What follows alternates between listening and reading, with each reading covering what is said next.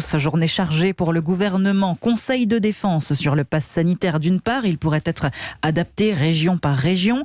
Conseil des ministres d'autre part, où sera évoqué le projet de loi de finances, budget qui sera en déficit, mais le gouvernement compte sur la croissance pour le stabiliser. 6% cette année, 4% l'an prochain. À quelques mois de la présidentielle, c'est la fin du fameux « quoi qu'il en coûte », Carole Ferry, mais le porte-monnaie reste néanmoins grand ouvert. Effectivement, le budget de l'État va augmenter de plus de 11 milliards d'euros. Parmi les mieux servis, l'armée, avec 1,7 milliard d'euros supplémentaires. L'éducation, 1,7 milliard de plus également. Une hausse qui inclut la revalorisation du salaire des enseignants en janvier prochain. Enfin, l'intérieur va progresser de 1,5 milliard, dont un tiers à destination des mesures du Beauvau de la sécurité.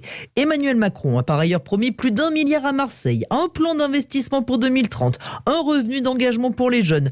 Beaucoup de promesses dont le financement inquiète le député LR Gilles Carrez, ancien président de la commission des finances à l'Assemblée nationale. Ce qui va se passer, c'est que dans le budget 2022, ne seront inscrites qu'une toute petite partie de ces dépenses supplémentaires. Emmanuel Macron a sorti le carnet de chèques. Ça n'est plus un carnet de chèques sanitaire lié au Covid, c'est devenu un carnet de chèques électoral. En faisant des promesses qui ne va pas financer lui-même, mais qui devront être financées ensuite. Des dépenses supplémentaires qui inquiètent d'autant plus qu'aucune mesure d'économie n'est prévue pour compenser. Carole Ferry.